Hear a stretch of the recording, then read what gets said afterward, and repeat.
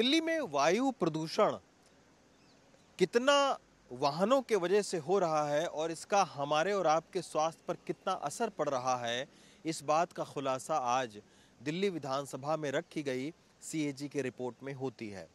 CAG की report में ये कहा गया है कि अगर वाहनों के वजह से जो वायु प्रदूषण हो रहा है उसको अगर रोक लिया जाए तो दिल्ली वालों की उम्र 10 साल और ज़्यादा हो सकती है।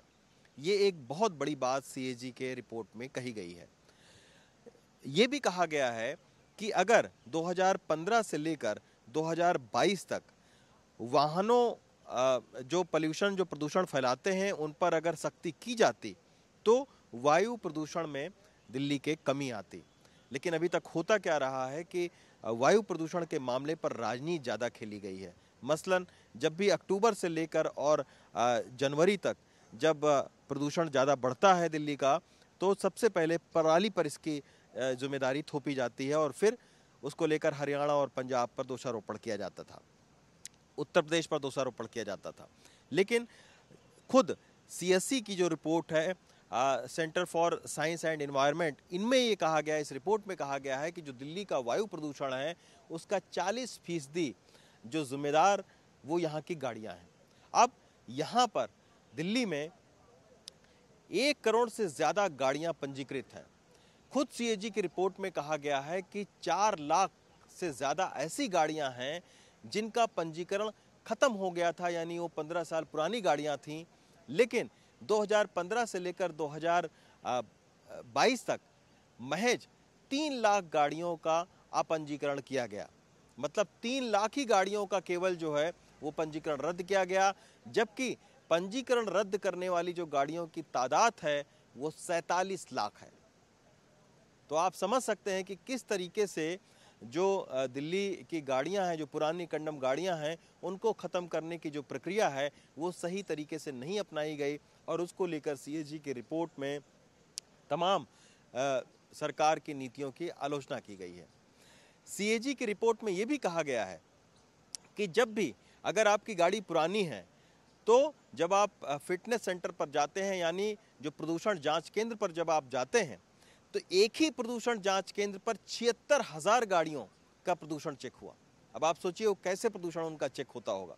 1 मिनट से भी कम लगा उनको प्रदूषण चेक करने में, यानी तमाम सारी गाड़ियां जो है वो केवल देखकर ही उनका प्रदूषण चेक कर लिया गया।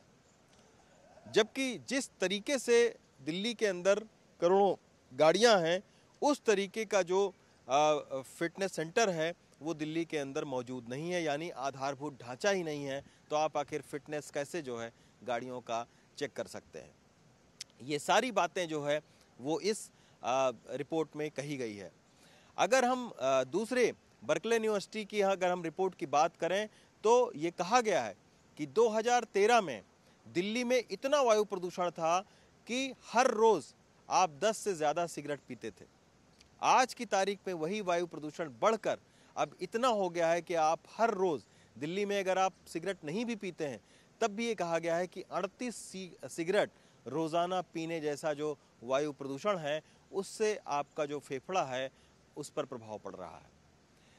ये जो सीएजी की रिपोर्ट है इसमें यह भी कहा गया है कि लास्ट माइल तक कनेक्टिविटी न देने के वजह से सरकारें जो हैं, आप देखिए कि लास्ट माइल कनेक्टिविटी नहीं देती हैं, इसी की वजह से 2015 से लेकर 2022 तक जो वाहनों की तादाद है वो दिल्ली में दुगनी हो गई है।